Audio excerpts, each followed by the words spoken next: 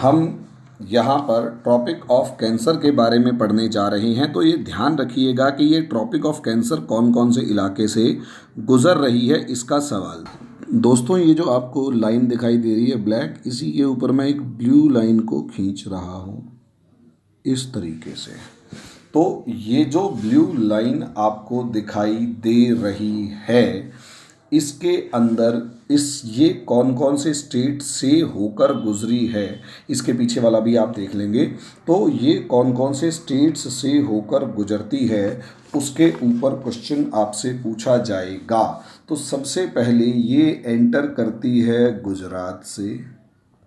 ये याद कर लीजिए, पेपर में डायरेक्ट क्वेश्चन आता है गुजरात, और गुजरात से ये आगे एंटर करती है राजस्थान के अंदर, और राजस्थान से ये सीधे एंटर करती है मध्य प्रदेश के अंदर।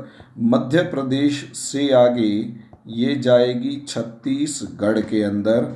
छत्तीसगढ़ से ये एंटर करती है झारखंड के अंदर, और झारखंड से ये एंटर करेगी वेस्ट बंगाल में। वेस्ट बंगाल के बाद सीधा ये बांग्लादेश में एंटर करती है, वो जो आपके देश का हिस्सा पहले था अब नहीं है। उसके बाद Tripura, and in the last Mizoram. ये 8 स्टेट्स ऐसे हैं। It passes through 8 states of India. ये जो ट्रॉपिक ऑफ कैंसर है, कर्क रेखा है, ये भारत के 8 राज्यों से होकर गुजरती है। अब आप समझिए, इसका एक इम्पॉर्टेंस ये है कि जिसके अंदर सवाल आपसे पूछा जाएगा कि इसके पास nearest capital of tropic of cancer, tropic of cancer यानी कर्क रेखा के सबसे निकट स्थित राजधानी कौन सी है। तो देखो दोस्तों, झारखंड की जो राजधानी है रांची, वो नियरेस्ट कैपिटल है। रांची जो है वो nearest capital to Tropic of Cancer है, और सेकंड नियरेस्ट कैपिटल जो है वो भोपाल है। Bhopal is the second nearest capital to Tropic of cancer.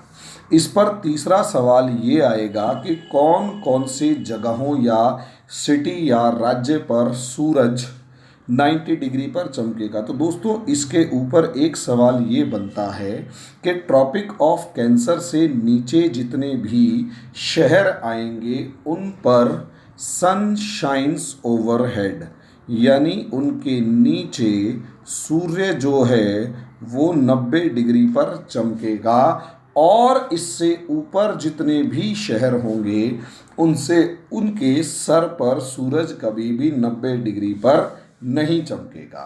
तो आपने ये थोड़ा ध्यान रखना है कि जैसे गुजरात की राजधानी गांधीनगर इधर की तरफ पड़ जाती है, थोड़ा नीचे लग गया, बॉम्बे इधर हो गया, कर्नाटक का बेंगलुरु इधर हो गया, मद्रास ये हो गया, पौंडीचेरी और हैदराबाद, और उसके बाद अमरावती, पुरी वगैरह जितने भी हो गए, रायपुर, ये सारे के सारे, इवन कोलकाता, तो ये सारे के सारी तिरुवनंतपुरम, जितनी भी राजधानियाँ ये नीचे वाले हिस्से में आपको दिखाई दी, वो सारी की सारी, इन सब के ऊपर सन जो है वो 90 डिग्री पर चमकेगा, और 2 टाइम्स इन अ ईयर चमकेगा। 90 डिग्री पर चमकेगा और 2 टाइम्स इन अ ईयर, यानी साल में 2 बार सूरज जो है वो सर के ऊपर 90 डिग्री चमकता है। 21 जून को सन जो है वो ट्रॉपिक ऑफ कैंसर पर 90 डिग्री पर होता है, और उसके बाद यहाँ से वापस हो लेता है। तो ये याद रखिएगा जो टॉपिक्स मैं आपको बता रहा हूँ। दूसरा, अगर इसी तरीके से देखा जाए तो ये अगर ट्रॉपिक ऑफ कैंसर है तो इसके ऊपर जयपुर हो गया, दिल्ली हो गया, चंडीगढ़ हो गया, शिमला हो गया, मनाली हो गया, मसूरी हो गया, देहरादून हो गया, लखनऊ हो गया, पटना हो गया, आसाम वगैरह की जितनी राजधानियां हैं, श्रीनगर हो गया, इन सब शहरों के अंदर सन नेवर शाइन्स परपेंडिकुलर या ओवरहेड, यहाँ ऊपर वाले इलाके में सन नेवर शाइन्स ओवरहेड, सूर्य 90 डिग्री पर कभी भी नहीं चमकता। और नीचे वाले इलाकों में sun shines overhead 2 times in a year, sun shines overhead 2 times in a year, सूर्य एक साल में 2 बार यहाँ पर 90 डिग्री पर इन सभी इलाकों में आएगा। और तीसरा जो ट्रॉपिक ऑफ कैंसर है, जो 23.5 डिग्री नॉर्थ है, यहाँ पर 21 जून को सूर्य 90 डिग्री पर चमकता है। यहाँ पर 90 डिग्री पर सूर्य 21 जून को चमकता है। तो दोस्तों इस तरीके से आपका ये एक टॉपिक कंप्लीट है। इसमें एक चीज़ और आ जाता है, वो है इंडियन स्टैंडर्ड टाइम यानी IST। अब IST क्या है उसे समझिएगा। तो दोस्तों ये है IST, Indian standard meridian, Indian standard time, Indian standard time. यानी दोस्तों इधर समझो, अगर आप अरुणाचल से लेकर गुजरात के बीच का जो डिस्टेंस नापते हैं, उसके बीच में 1 घंटा 45 मिनट का फ़र्क होता है। यानी नॉर्मली अगर आप देखें और ये मानकर चलते हैं कि सूरज 6 बजे निकलेगा और यहाँ के टाइम के अनुसार चलेंगे, तो यहाँ सूरज जिस टाइम निकलेगा उसमें और इसमें 2 घंटे का फ़र्क है। यहाँ अगर 6 बजे हैं तो यहाँ पर 8 बज चुके होंगे, या फिर यहाँ 6 बजे हैं तो यहाँ अभी 4 ही बजेंगे। यानी इतना एक्सट्रीम टाइम पीरियड में है और लगभग 1 घंटे 45 मिनट का यहाँ पर फ़र्क आ जाता है। ऐसी सिचुएशन में इंडियन गवर्नमेंट ने अपनी एक IST लॉन्गिट्यूड ले लिया और इसी को कहा गया इंडियन स्टैंडर्ड टाइम। यानी पूरे देश में एक ही टाइम लागू कर दिया गया और ये कहा गया कि इस 82.5 डिग्री ईस्टर्न लॉन्गिट्यूड पर जब 12 बजेंगे तो उसी समय को पूरे भारत का स्टैंडर्ड टाइम मान लिया गया और पूरे भारत की घड़ियाँ इसी लाइन के अकॉर्डिंग चलेंगी। पूरे भारत की जो घड़ियाँ हैं वो इसी लाइन के अकॉर्डिंग चलेंगी। जब ये मान लिया गया तो असलियत में ये भी पता होना चाहिए कि कहाँ से पास होती है। तो पहले कहा जाता था इलाहाबाद के नैनी से पास होती है, लेकिन अब जब सारा ये आ चुका है GPS वगैरह, तो पता लगा कि ये मिर्ज़ापुर UP से पास होती है। उत्तर प्रदेश UP के मिर्ज़ापुर से ये लाइन पास होती है। तो एक सवाल तो ये ही हो गया कि कहाँ से पास, किस शहर से होकर गुज़रती है। तो मिर्ज़ापुर UP से होकर ये लाइन गुज़रती है।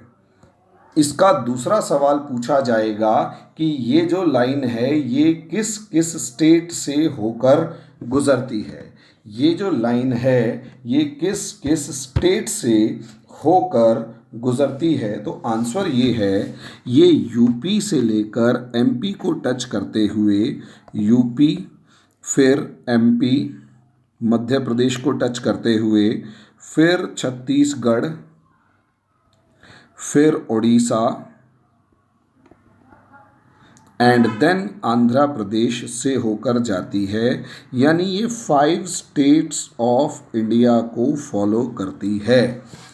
5 स्टेट्स ऑफ इंडिया, भारत के 5 शहरों से ये पास होकर जाती है।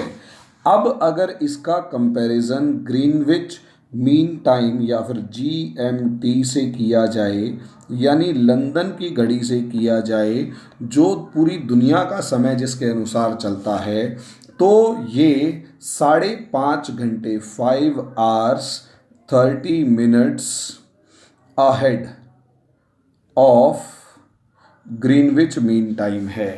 यानी ये अगर यहाँ 12 बज रहे होंगे, अगर यहाँ 12 बजेंगे तो वो समय 5.5 घंटे पीछे होगा, यानी लगभग लंदन में शाम के, अगर यहाँ दोपहर के 12 बजेंगे तो लंदन में इस समय पर शाम के या सुबह के लगभग 6:30 बज रहे होंगे। और अगर यहाँ 5:30 बजे हुए होंगे तो लंदन में उस समय पर 12 नून यानी दोपहर के 12 बजे हुए होंगे। तो दोस्तों ये इंडियन स्टैंडर्ड टाइम है, इसके ऊपर भी कभी कभार क्वेश्चन आप लोगों से पूछ लिया जाता है।